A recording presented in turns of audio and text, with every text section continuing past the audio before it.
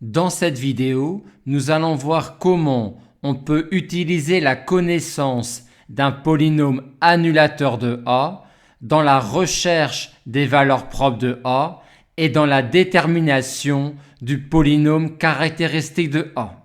On rappelle que dans tout polynôme annulateur de A, il y aura au moins en facteur le polynôme que l'on note Q de x et qui est le produit des x moins lambda i, où les lambda i désignent les valeurs propres distinctes de A. Aussi, si vous connaissez un polynôme annulateur de A, le polynôme Q de x se cache alors dans la forme factorisée de votre polynôme annulateur. Et par conséquent, les valeurs propres distinctes de A sont incluses et seulement incluses dans l'ensemble des racines de votre polynôme annulateur. En d'autres termes, grâce à la connaissance de ce polynôme annulateur de A, je peux dire tout de suite que 2, 10, moins 35 ne sont sûrement pas valeurs propres de A, car on sait que toute valeur propre de A sera racine de n'importe quel polynôme annulateur de A. Aussi, les seuls scalaires susceptibles d'être valeurs propres de A sont les racines de votre polynôme annulateur, à savoir 1 et moins 4. Mais j'ai seulement dit susceptibles et non pas sont. En d'autres termes, si je sais que ce polynôme-là est annulateur de A, je pourrais dire que comme valeur propre de A, il y a simplement 1 ou simplement moins 4 ou 1 et moins 4. Dans une autre vidéo, on détaillera les techniques qui permettront à partir de cette simple inclusion-là de déterminer exactement le spectre de A.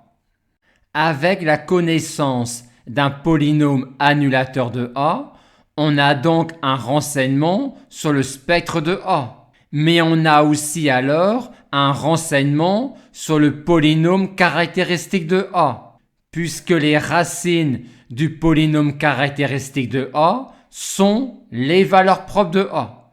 Et comme on a simplement inclus ici, il se peut que 1 ou et moins 4 ne soit pas racine du polynôme caractéristique.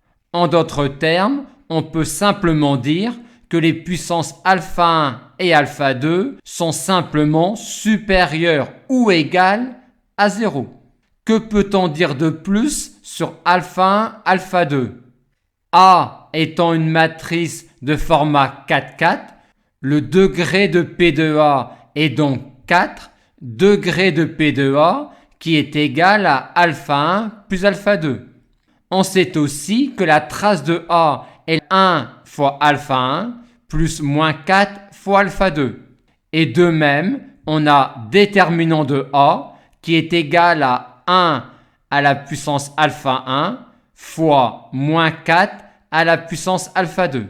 Enfin, que 1 ou et moins 4 soit réellement valeur propre de A ou non, on aura toujours que alpha 1 est supérieur ou égal à la dimension de ker de A moins I et que alpha 2 est supérieur ou égal à la dimension de ker de A plus 4i.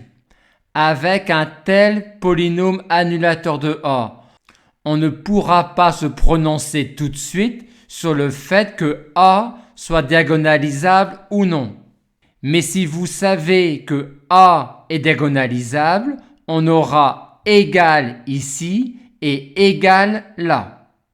Notons également que les puissances alpha 1 et alpha 2 n'ont rien à voir avec les ordres de multiplicité de 1 et de moins 4 dans le polynôme annulateur de A que vous avez.